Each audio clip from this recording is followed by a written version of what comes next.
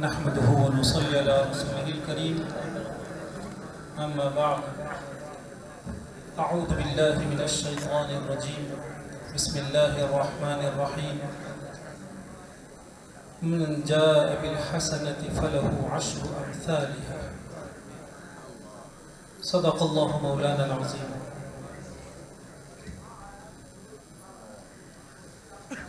اقرا حمد اکیڈمی کی plate form سے منعقد عالمی محفل قرات میں تشریف فرما علمی ثقافتی نامی گرامی عبقری شخصیات قرآن کریم کی پاکیزہ مجلس اور اس سے اپنے ارواح کو تازگی بخشنے کی نیک نیتی سے دور و دراز سے تشریف لائے ہوئے میرے بزرگوں اور بھائیوں، سچ یہ ہے کہ ہمیں اللہ رب العزت کا سراپا شکر ہونا چاہیے کہ اس ذات نے ایک بڑی نیک راہ اپنانے کی ہمیں اور آپ کو توفیق سے نوازا ہے۔ میرے بزرگوں اور بھائیوں، اس طرح کی محافل اور ان محافل میں دور و دراز سے بسط شوق حاضری، یہ دراصل سرور کونین صلی اللہ علیہ وسلم کی قائم کردہ راہ ہے۔ الحمدللہ اس مجمع میں ارباب علم موجود ہیں، وہ اس سے واقف ہیں کہ حضرت عائشہ رضی اللہ تعالیٰ عنہ ایک مرتبہ رات میں خدمت نبی صلی اللہ علیہ وسلم میں پہنچنے میں تاخیر کر دیتی ہے۔ رسول اللہ صلی اللہ علیہ وسلم نے دریافت فرمایا، ما حبسکی، اے عائشہ کیوں دیر ہو گئی، کہاں ٹھہر گئی تھی؟ حضرت عائشہ رضی اللہ تعالیٰ عنہ جواب عرض کرتی ہے کہ یا رسول اللہ صلی اللہ علیہ وسلم، آپ کے ایک صحابی مسجد نبی میں رات کی تنہائی میں اللہ کے کلام کو ایسے حسین اور جاذب انداز میں تلاوت فرما رہے تھے، ہم نے ان کو سنا تو ہمارے لیے ایک قدم آگے بڑھنا مشکل ہو گیا، اتنی جاذب تلاوت فرما رہے تھے۔ اللہ کے رسول صلی اللہ علیہ وسلم نے جب اس کو سنا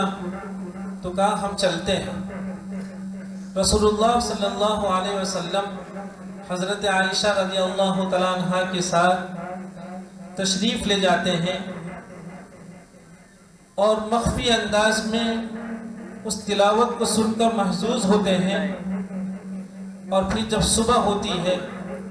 اس قاری سے ملاقات ہوتی ہے تو رسول اللہ صلی اللہ علیہ وسلم فرماتے ہیں، الحمدللہ الذی جعل فی امتی مثل ھذا۔ اور وہ کون تھے؟ وہ حضرت سالم رضی اللہ تعالیٰ عنہ تھے، جو اپنی خوش الحانی میں حضرات صحابہ کرام رضی اللہ تعالیٰ عنہم میں ایک مقام رکھتے تھے۔ میرے بزرگوں اور بھائیوں، قرآن کریم اور پھر اس کو خوش الحانی جاذب حسین لہجوں میں تلاوت کرنا، یہ دلوں کی دنیا بدل دیا کرتا ہے، ارواح کو پاکیزگی اور تازگی بخشتا ہے، پاکیزہ ارواح کی پاکیزگی کو ترقی سے نوازتا ہے۔ یہی وجہ ہے کہ الحمدللہ یہ محفل جس سرزمین پر منعقد ہے،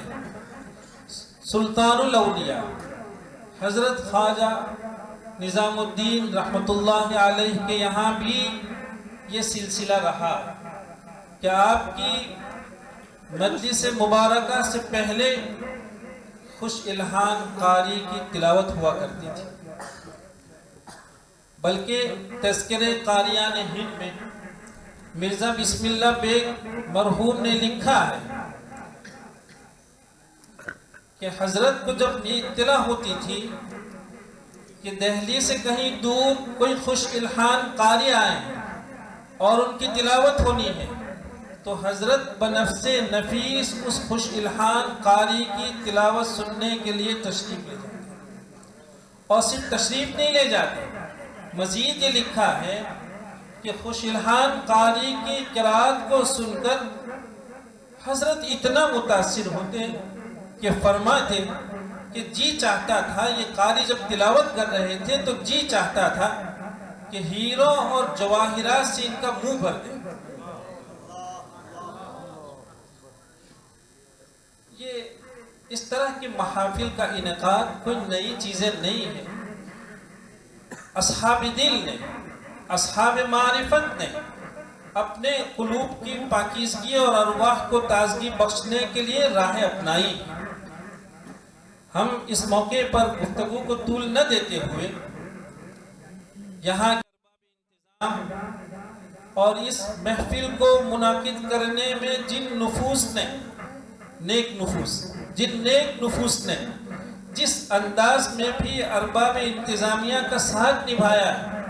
وہ بہت مبارکباد کے قابل لوگ ہیں۔ ہم آپ دیکھ رہے تھے کہ الحمدللہ ثم الحمدللہ ہمارے اس ملک میں بھی خوش الحانی کے میدان میں کیسے کیسے لوگ موجود ہیں۔ یہ لمحے بار بار نہیں آیا کرتے، ایسی مجالس کے انعقاد ہی سے ان ہیروں کو سننے اور ان سے محظوظ ہونے اور ان سے مستفید ہونے کے مواقع فراہم ہوا کرتے ہیں۔ پھر بالخصوص ہمارے آج کے مہمان خصوصی، بلکہ محفل کے جن کو دلہا کہا جائے، ایسے ہمارے شیخ عبد الناصر حرق، ان کو مدعو فرمایا اس انتظامیہ نے، اور ہمیں یہ موقع عنایت فرمایا کہ مصر ایک ایسی جگہ جس نے صدیوں سے قرآن کریم اور علوم نبیہ صلی اللہ علیہ وسلم میں اپنا امتیاز قائم کیا، مرکزیت ان کی قائم ہوئی، اور حیرت ہے کہ مرکز تو قائم ہوا کرتے ہیں لیکن مرکزیت کو صدیوں تک سنبھالنا یہ کمال ہوا کرتا ہے۔ الحمدللہ ثم الحمدللہ اہل مصر نے اپنی مرکزیت کو صدیوں سے سنبھالا ہے، اور مرکزیت اسی آب و تاب کے ساتھ آج بھی باقی ہے۔ حقیقت واقعہ یہ ہے کہ خوش الحانی میں آج بھی دنیا کا کوئی ملک مصر کی ہمسری نہیں کر سکتا، اور کیسے ممکن ہوگا؟ چونکہ من جانب اللہ ان کے حصے میں یہ نعمت کی گئی، جیسا کہ ارباب علم اس سے واقف ہیں کہ جنت کی نہر کا پانی، جنت کی نہروں کا پانی،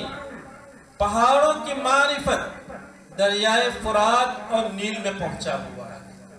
اہل مصر کو نیل کا پانی حاصل ہے، اسی کا نتیجہ ہے کہ قدرت نے اس نیل کے پانی پیے لوگوں کے خنجروں کو وہ قوت بخشی ہے، ان کے وائس باکس کو وہ قوت بخشی ہے کہ دنیا ان کے خنجروں کی قوت سے متعلق حیران ہے۔ اور پھر ان اکابر کو داد دینے والی ہے کہ ان کے اکابر نے خوش الحانی میں مختلف لہجوں میں قرات کر کے دنیا کو جیسا متاثر کیا تھا، یہ ان کے سپوت لوگ ہیں، یہ ان کی نیک اولاد ہیں کہ اسی عزتوں کو انہوں نے اب تک برقرار رکھا ہوا ہے۔ ماشاءاللہ ہم دیکھتے ہیں کہ شیخ جب تلاوت کرتے ہیں کیا حنجرہ ہے، کیا لہجوں کا معانی سے انطباق ہے، پھر ایک کلمے سے دوسرے کلمہ تک انتقال میں کیسی نزاکت ہے، مائک کا کیسا استعمال ہے، مائک کے باب میں کیسی معرفت ہے۔ سچ یہ ہے کہ اللہ تعالیٰ اکیڈمی کے ان لوگوں کو جنہوں نے یہ محفل منعقد کی ہے بہت جزائے خیر عطا فرمائے کہ ایسے کلاسیکل لوگوں کو سننے کے اور ان سے استفادے کے لیے ہمیں اور آپ کو موقع عنایت فرمائے۔ کیسے کلاسیکل لوگ؟ دنیا جانتی ہے، یوٹیوب ہو، انٹرنیٹ ہو، دنیا کے جتنے بڑے بڑے لوگ یا جو بھی خوش الحان لوگ شوق رکھتے ہیں اس میں ترقی کا، وہ مصر کے لوگوں سے استفادہ کرتے ہیں، لیکن آج ہمیں ان سے بالمشافہہ فیس ٹو فیس استفادے کا موقع مل رہا ہے۔ ہم شیخ کی خدمت میں پورے مجمع کی طرف سے اور بالخصوص ارباب انتظام کی طرف سے کلمات تشکر پیش کرتے ہیں کہ شیخ نے ہمیں استفادے کا موقع عنایت فرمایا۔ میرے بزرگوں اور بھائیوں، حقیقت واقعہ یہ ہے جیسا کہ ہمارے اکابر نے بعض اہل انکشاف کے کشف کو لکھا ہے کہ کچھ اللہ کے بندے وہ تھے کہ جو زندگی میں نمازوں کا بڑا اہتمام رکھتے،